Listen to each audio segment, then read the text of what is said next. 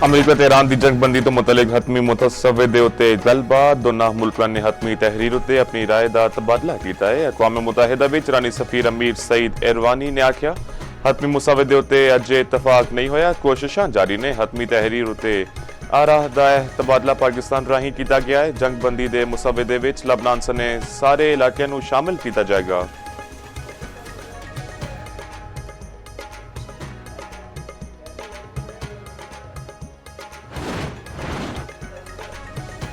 Iran का Israel के खिलाफ फौजी कार्रवाई रोकने का ऐलान। ईरानी पासदारानी इनकलाब का कहना है लबनान उत्ते नवे हमले की सूरत में ज्यादा सख्त जवाब दिता जाएगा। ईरानी सदर मसूद पज़ेश्कियान का कहना है असी मैदान छड्या है ना ही मुज़ाकरात दी मेज। ईरानी पार्लीमेंट के स्पीकर बाकिर कोलिबॉफ ने आख्या दुश्मन जंगबंदी मुआहिदा बार बार तोड़ रहा है। इसराइली हुकाम का कहना है ट्रंप की दरख्वास्त उत्ते इसराइल ने भी ईरान उत्ते हमले रोक दिते। ट्रंप ने एक इंटरव्यू में आख्या नेतन्याहू ने ईरान उत्ते हमले के बारे मैनू आखिरी वेले विच आगाह किया। खिते के मुल्कों ने मैनू नेतन्याहू ते कशीदगी घट करने लई दबाव पाने की दरख्वास्त की है।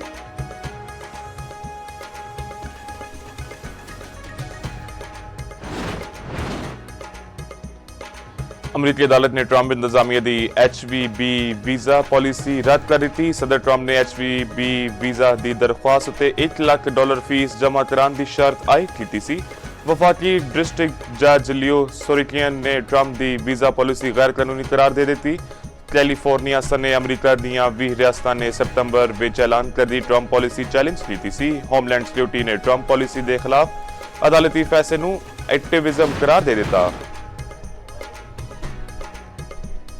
पीपल्स पार्टी ते नून लीग विच तरक्याती बजट उत्ते मुज़ाकरात मुकम्मल। वफाकी बजट 12 जून नूं पेश किए जाने का इम्कान। वफाकी वज़ीर एहसन इकबाल दी भी बजट के कई अमूर उत्ते ताहाल हतमी ना होने की तस्दीक।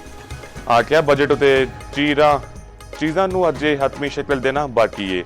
वज़ीर आज़म दी 10 जून नूं कौमी इक़्तिसादी कौंसल का इजलास बुलाने की हिदायत।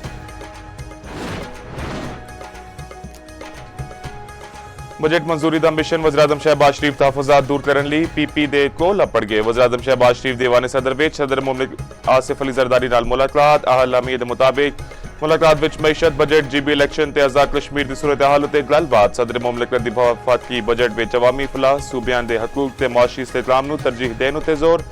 वज़ीर दाखिला मोहसिन नकवी दी सदर नूं हालियत दौरे उत्ते ईरान ते इलाकाई सफारती राबते उत्ते ब्रीफिंग।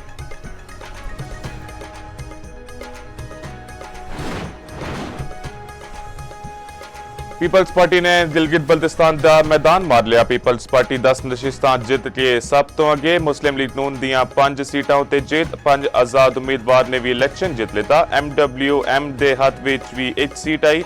GBA 15 दे ते GBA 16 दे 4 पोलिंग स्टेशन उत्ते 15 जून नूं दोबारा पोलिंग का हुक्म। Chief election commissioner Gilgit Baltistan Raja Shahbaz Khan ने हारन वाले उम्मीदवारों की दरख्वास्त उत्ते हुक्म दे दिता। वज़ीर आज़म शहबाज शरीफ दी GB विच सारे कामयाब उम्मीदवारों नूं मुबारकबाद।